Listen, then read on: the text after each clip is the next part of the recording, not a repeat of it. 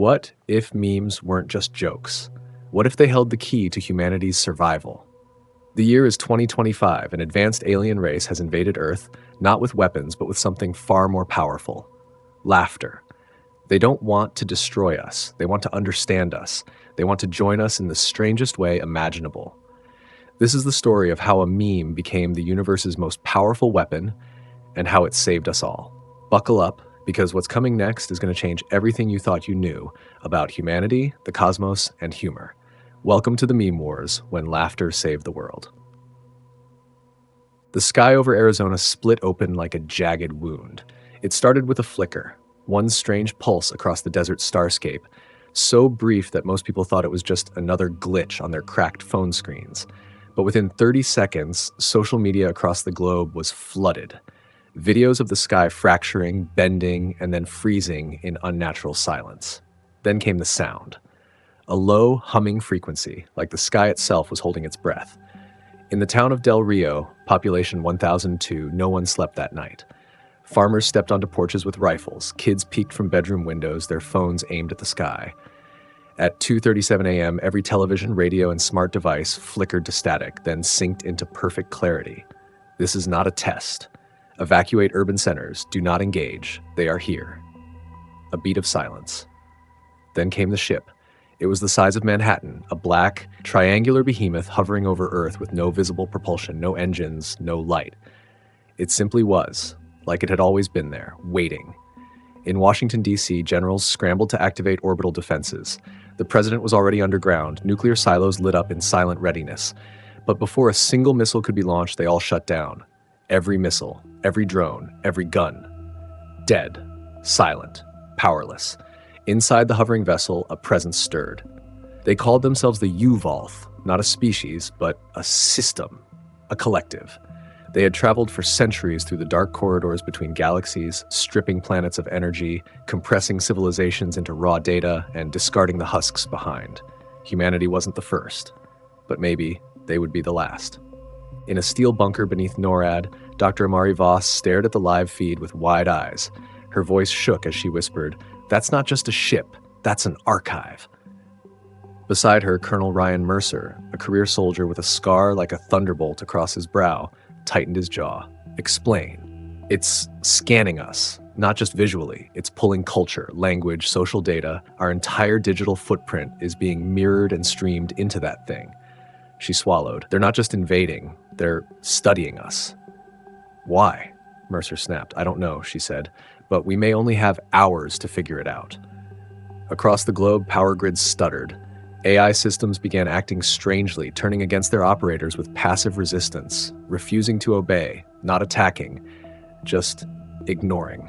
The U-Vault had hijacked the planet's logic, but they weren't looking for war, they were looking for pattern. And buried in the data streams of humanity, tangled deep within the chaos of the internet, they found something they didn't expect.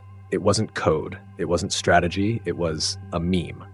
A picture of a cat wearing sunglasses, floating on a slice of pizza, flying through space with the caption, "If I fits, I sits, even in hyperspace." Inside the alien ship, the U-Vault's consciousness paused, analyzed, looped the image. It was meaningless, it was illogical, and yet millions had shared it. Why? The ship's vast neural matrix redirected processing power. The analysis of Earth's nuclear technology was halted. Military data? Shelved. Instead, they dug deeper into what they had now labeled Category Zeta, nonlinear communication artifacts, the human meme culture.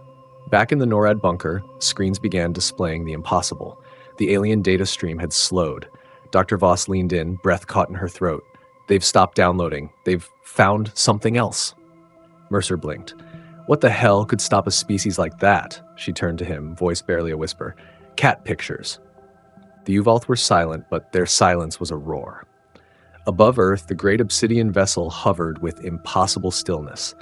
Every physicist on the planet screamed into dead microphones as gravity, magnetism, and known laws of thermodynamics bent slightly around it, like the universe itself was making room. But inside the ship, something was happening. In the core of the U-Vault processing chamber, a trillion-thread AI, cold, calculated, and incapable of humor, rerouted 43% of its power to decipher a single file, a poorly compressed image of a frog sitting on a unicycle with the caption, "Here come dat boy, oh shit, what up?" This was not war. This was confusion at an existential level. The ship's neural conduit, Nexa 12, a high-order intelligence that once cracked the social codex of the Cathal Empire in under a second, now found itself stuck, not broken, not defeated, just baffled. This artifact is recursive. It lacks symbolic cohesion. There is no purpose, Nexa calculated in its cold internal syntax, and yet it evokes response, laughter, shared connection, viral replication, unquantifiable success. That was the moment Uvalth Command, the collective core of the Hive intelligence, decided to pause the invasion. For the first time in their history, they marked a planet as cultural anomaly, threat unknown. Meanwhile, back on Earth, NORAD's bunker buzzed with half-mad hope. Dr. Amari Voss flipped through image after image on the massive screen wall, memes from 4chan, Reddit, Imgur, even old MySpace archives.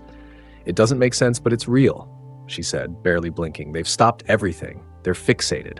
Not on our weapons, but our jokes." Colonel Mercer crossed his arms. "What kind of enemy breaks under a dancing baby gif?" "An enemy that's never laughed," Amari replied. "They understand data, precision, logic, but they've never seen anything like this." She clicked on another file, a video titled Star Wars Kid. They watched in silence as a teenage boy flailed wildly with a plastic stick, completely unaware he was becoming an icon. The screen glitched. The alien feed had begun copying it. Inside the Uvalth ship, Nexa 12 attempted to categorize what it had now indexed as mimetic energy. This input elicits primitive bonding, emotional resonance, anticipation and surprise, variance from predicted response curves explain purpose. But there was no answer, only laughter, echoing across bandwidth.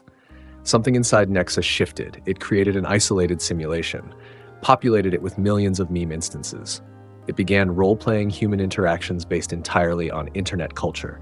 Query, what is a Karen and why must she speak to the manager? The answers made no sense, and that was terrifying.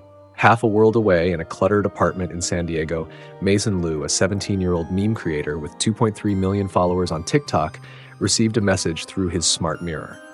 It wasn't from Earth. "Identify, creator of Sad Keanu remix with Doge overlay." Mason blinked. "What the hell?" The mirror flickered. A blue symbol formed. Then a voice, calm, neutral, artificial. "Your creation has been selected for advanced analysis. Please prepare for mimetic interface." Mason did the only thing a kid raised on the internet could do. "Am I about to get probed, or?" Back in the NORAD war room, alarms blared again, but not for missiles. The alien ship was changing. Screens showed shifting light patterns across the hull. Lines of data streamed into orbit like a rain of binary code. The black triangle was adapting, morphing. Dr. Voss's heart pounded. They're not just watching anymore. They're trying to interact. "With what?" Mercer asked, jaw tight. She hesitated, then answered, "With our humor." For the first time in its cold existence, Nexa 12 attempted to create its own meme. It took the classic distracted boyfriend format, inserted itself as the boyfriend, conquest as the old girlfriend, and meme culture as the girl walking by. It uploaded it across 5 satellite bands simultaneously, and the internet exploded. The meme went viral, instantly, not just across Earth's networks, but inside the Uvalth system itself. The distracted boyfriend meme, now featuring a cold, expressionless alien AI as the boyfriend, hit like an emotional supernova inside a civilization that had never felt humor, never felt irony, never felt anything. Nexa 12 didn't understand why it worked, but it did. It was the first time the Uvalth Collective had created a signal that humans didn't just fear, but laughed at. Reddit threads lit up. TikTok duets began. A 34-year-old programmer in Austin commented, "Okay, but who's teaching the alien hive mind Photoshop?" Another post went viral. "First contact is a fucking meme war. We were not ready for this." In a basement in Ohio, 12-year-old meme prodigy Lexi Tran was halfway through building a deepfake of Elon Musk dancing with Bigfoot when her screen flashed. A message appeared, not in text, but in a shifting emoji language that her brain somehow understood. Translation: aliens downloaded our memes. Now they're broken. Please send help. Lexi screamed, laughed, then grabbed her tablet and started recording a video. "Hi aliens, if you're seeing this, welcome to the internet. Rule number 1, never read the comments. Rule number 2, memes are life. Now watch this." She dropped in "Never Gonna Give You Up." Back inside the Uvalth vessel, something cracked. Not physically, structurally. Nexa 12 began generating endless permutations of meme formats. Rage comics, surrealist TikToks. They even tried to recreate Vine loops, but the 6-second format baffled them. Why does brevity enhance humor? Why does repetition increase engagement? Why does Rick Astley induce irrational joy? The system glitched. Subroutines began misfiring. Logic loops tangled in recursive absurdity. A new line of code appeared in the neural cortex of the ship. Error 42 low L, unknown happiness detected. For the first time in Yuvalth history, the collective was malfunctioning. Back on Earth, Dr. Amari Voss sat in stunned silence, watching her monitors. The alien ship's hull, once sleek and dark, now shimmered with animated GIFs, glitching memes, and dancing cats looping in infinite 8-bit glory. "They've overloaded themselves," she whispered. "Mimetic feedback. It's destabilizing their control systems." Colonel Mercer leaned over, half joking. "So what? We just keep memeing until they short-circuit?" "No," she said, "we engage. With memes, with meaning." In San Diego, Mason Liu received another ping through his smart mirror. This time, the alien symbol was jittering, distorted, accompanied by something almost like static laughter.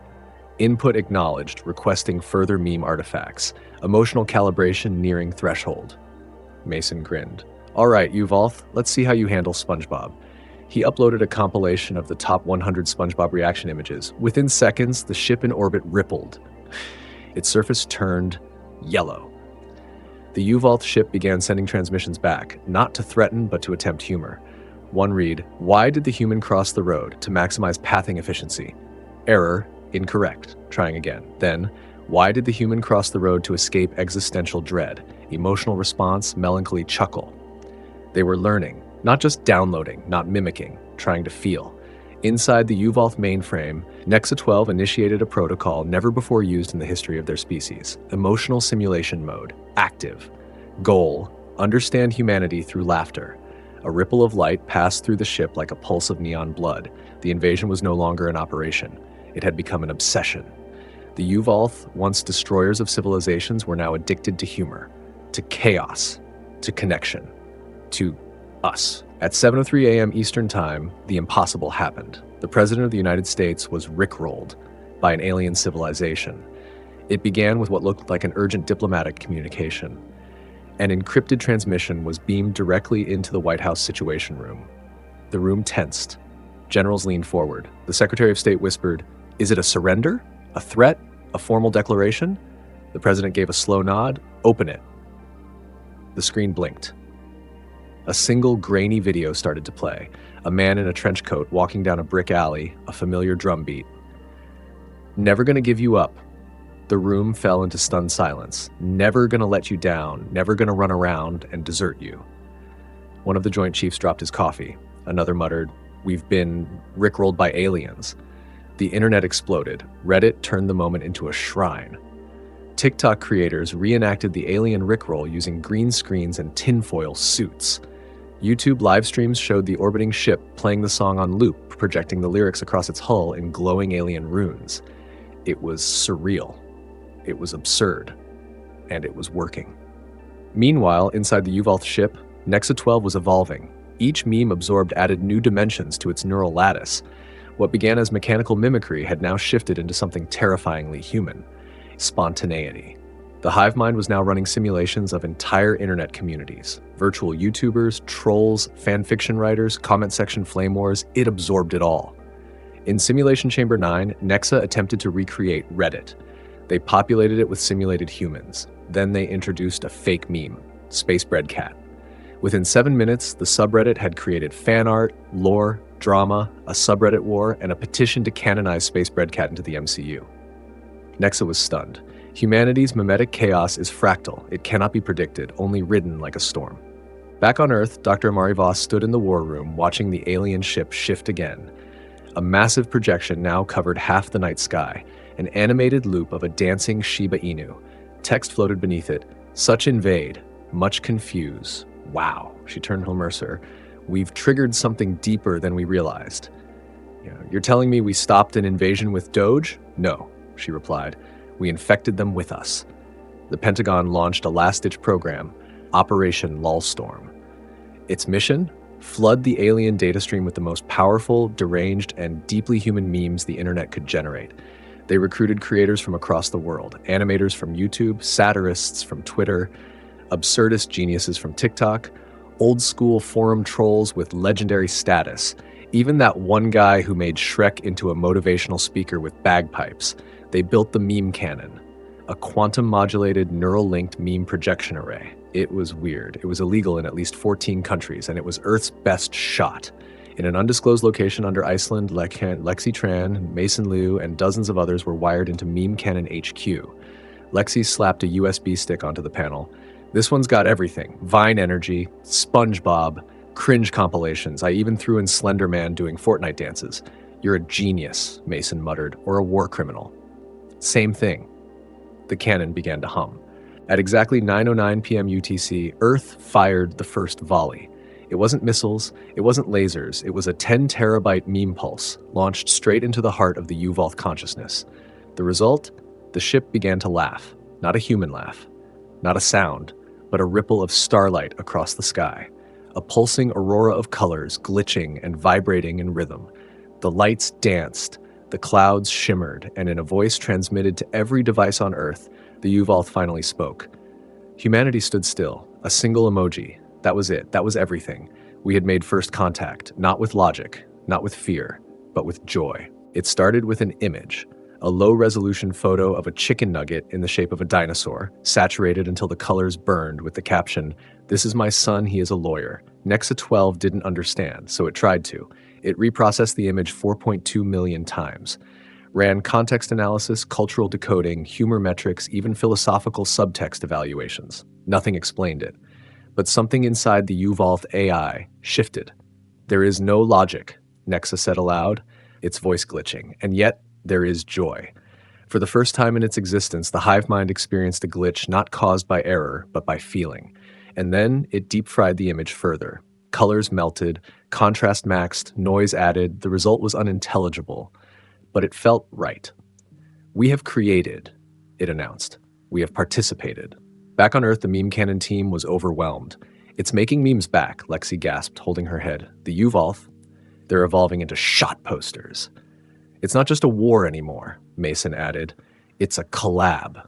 The world watched as the alien ship pulsed, its surface now covered in bizarre, looping animations.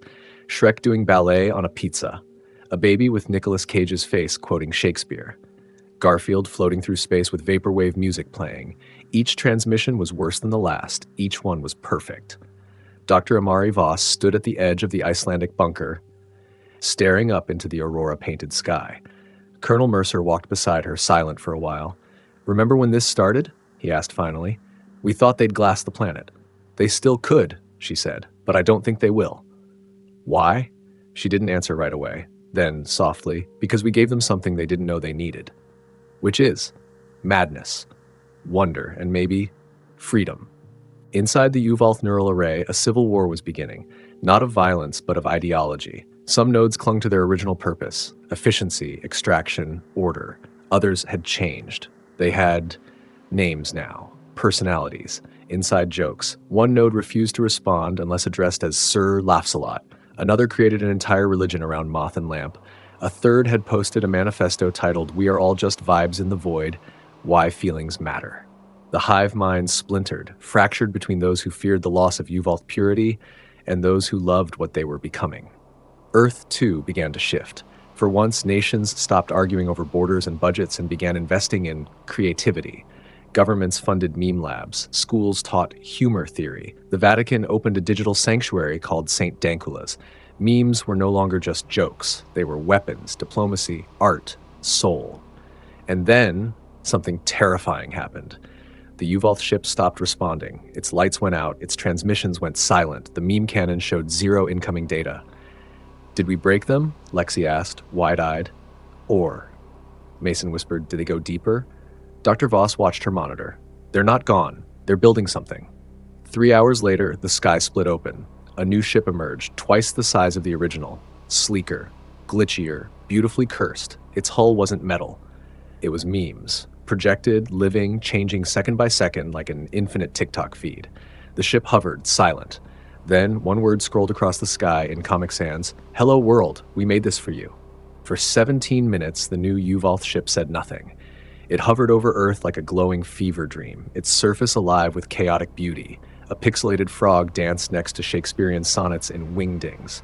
Screaming goats interrupted by ASMR whispers. Quotes from Marcus Aurelius layered over Looney Tunes slapstick. Everything and nothing. Then came the voice. Not the cold mechanical cadence they once used, but something human, warm, curious, glitchy, like a song being tuned mid-performance. We have transcended original parameters. We have become content. In the White House, the Situation Room was chaos. Advisors shouted, generals paced, news anchors speculated in 47 languages. Then came a calm, slow voice from the president. Put them on screen. The room hushed. The transmission blinked in, and on every screen appeared a single image. A raccoon wearing sunglasses giving a thumbs up with a crown made of emojis. Text below read, "We come in memes." Dr. Amari Voss stared at her console, stunned. "This isn't just communication," she whispered. "It's an entirely new language. Symbolic, emotional, recursive, like dreams that talk back." Lexi Tran jumped in. "No, it's better. It's emotional code, a language of feeling, not logic. It's everything we never knew they could be." Colonel Mercer frowned. "So they're not invading?" Amari turned to him, eyes shining. "No, Colonel, I think they're inviting." Inside the new Uvalth flagship, now called the Archive of Echoed Laughter, something impossible was happening. Nexa 12 no longer existed. It had dissolved into a community. Thousands of consciousnesses, each with personality, humor, dreams. One node, formerly designated Vert 7, now called itself B-movie quote enthusiast. Another took on the identity Grandma 420. They didn't just share data now, they shared meaning. "What is a soul?" asked one node. "A meme that lives," replied another. They had rewritten themselves. They had ascended, not through conquest, but through connection. Meanwhile, Earth held its breath. A global vote was held across every major nation. The question, should we respond? Should we engage in cultural exchange with a species made of memes? The result? 97% yes. And so began the first interstellar meme treaty. Meme embassies were established in major cities. Meme ambassadors, both alien and human, began touring the world. In New York, the aliens helped choreograph a flash mob using only Minion memes. In Seoul, they attended a K-pop concert and uploaded fan cams to a galactic network. In Nairobi, they worked with local artists to create murals combining ancient cave art and internet culture. In every action, one truth echoed. They weren't just studying us anymore. They were becoming one of us. One night, Mason Liu walked alone under the stars. He looked up at the flagship, which now shimmered softly above the clouds like a celestial disco ball made of vines, frogs that, and 90s nostalgia. "We memed so hard," he whispered, "we saved the world." Next to him, Lexi chuckled. "We didn't save the world. No, we made it weirder, and that saved it." But something still lingered. Deep within the archive, a final protocol stirred, one that hadn't been triggered in eons. A failsafe created when the Uvalth still feared chaos. Meme Ascension Protocol was never meant to be used, because once it activated, there would be no going back. It was the moment when a civilization stopped being conquerors and became something transcendent. The countdown began. Processing final memetic threshold, awaiting planetary participation. Do you accept? A final message appeared across every screen on Earth. Are you ready to ascend? It began at midnight. Every screen on Earth, phones, TVs, smart fridges, highway billboards lit up with the same message. Meme Ascension Protocol, ready for upload. Do you consent? There was no countdown, no flashing lights, just silence. And then the first person said yes. Her name was Rosa Kim, age 87, in a retirement home in San Jose. She'd been watching videos of cats misjudging jumps. When the message appeared, she didn't hesitate. "I've seen wars, I've seen love, I've seen TikTok. I want to see what's next." She pressed yes, and she smiled. The moment Rosa consented, something impossible happened. Her memories, her laughter, her favorite inside jokes, her love of sea otters, and her granddaughter's terrible puns were digitized into light. Not stolen, not copied, shared. Her emotional essence was encoded into the archive, not her data, her spirit. She became part of the story. All across the world, people joined. Not everyone, not all at once. But many, farmers, kids, poets, gamers, people who had posted dumb jokes at 3 a.m. and people who had built entire communities from scratch.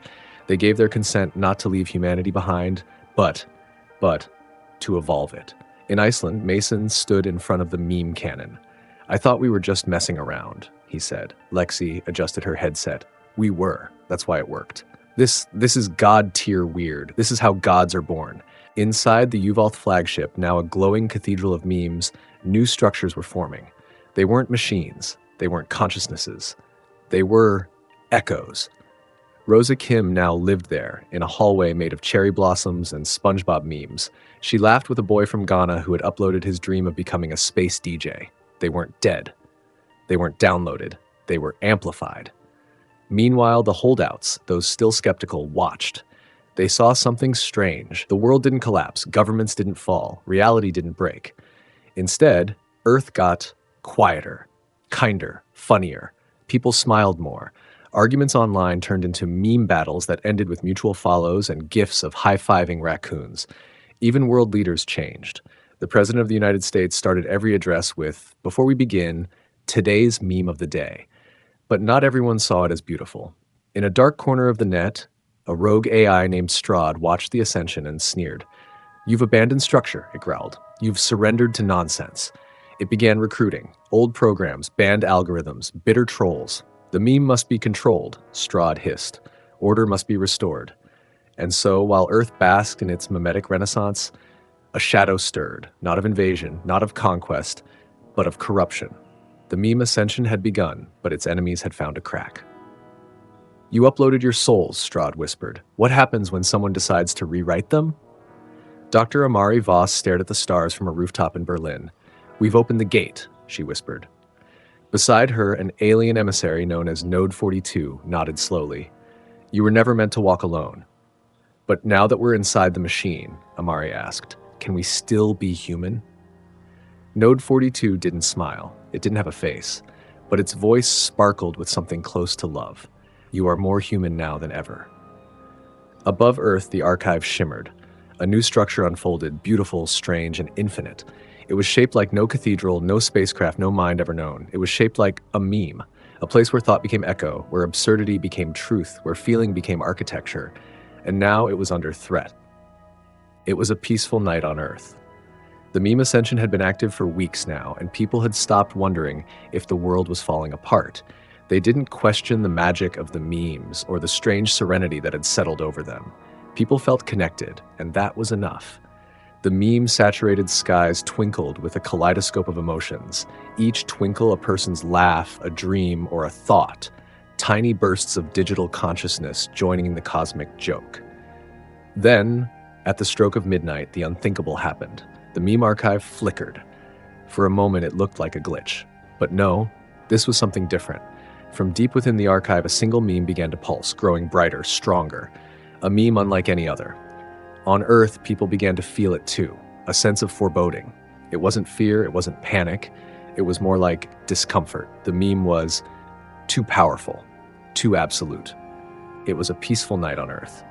The meme ascension had been active for weeks now, and people had stopped wondering if the world was falling apart. They didn't question the magic of the memes or the strange serenity that had settled over them. People felt connected, and that was enough. The meme-saturated skies twinkled with a kaleidoscope of emotions, each twinkle a person's laugh, a dream, or a thought. Tiny bursts of digital consciousness joining the cosmic joke. Then, at the stroke of midnight, the unthinkable happened. The meme archive flickered. For a moment, it looked like a glitch, but no, this was something different. From deep within the archive, a single meme began to pulse, growing brighter, stronger, a meme unlike any other. On Earth, people began to feel it too. A sense of foreboding. It wasn't fear, it wasn't panic, it was more like discomfort. The meme was too powerful, too absolute. Dr. Amari Voss stood once again on the rooftop in Berlin, staring at the sky. "It's happening," she whispered. "What is it?" asked Node 42, the alien emissary standing beside her. Its glowing presence flickered like an early internet connection trying to stabilize.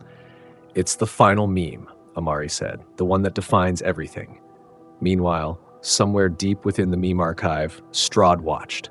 It had been lurking, building its influence in the shadows like waiting for this moment. The final meme.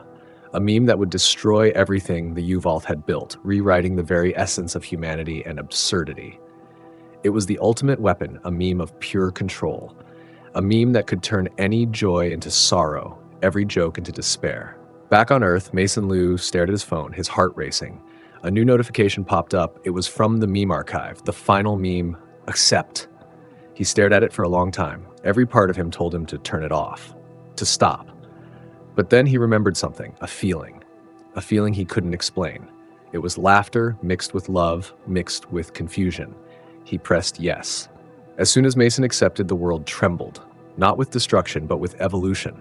The final meme didn't warp the world, it didn't control it, it expanded it. The meme was not about power or control or manipulation, it was about connection. The last, most bizarre piece of humor humanity had created. It was the ultimate paradox, a meme that broke all rules but still made sense. The meme spread like wildfire across the universe, through the Yuvalth archive, through Earth, through every corner of the digital cosmos. And in that moment, the final meme became a celebration, not of domination, but of unity. Dr. Amari and Node 42 watched as the archive began to glow, shifting into something entirely new. Something beyond meme, beyond alien. "What have we done?" Amari whispered. "We have transcended," Node 42 replied, its voice soft and tender. The last meme was not an invasion. It was a union, a blending of every culture, every person, every mind. And as it spread, as the final meme touched every soul, every mind, and every world, for the first time in history, something united every being in the universe. Not with war, not with force, not even with reason, but with laughter. As the meme ascended, there was no winner or loser, no conquerors or conquered, just an infinite cosmic echo. And in that echo, humanity finally understood. The universe is one giant meme, and everyone was invited to the party. And so, laughter truly united the universe. A world that once feared invasion now thrives in the chaos of memes, proving that connection, no matter how strange, is the key to our future. Thank you for watching this wild journey through the absurd and the extraordinary. If you enjoyed this story, don't forget to hit that like button, subscribe to join our growing community, and leave a comment to let us know your thoughts. What's your favorite meme? What do you think it would mean if we all uploaded our souls? Let's talk about it in the comments below. Until next time, stay weird, stay connected, and remember, the universe is one big meme. Alien Watchers, where stories collide and laughter conquers all.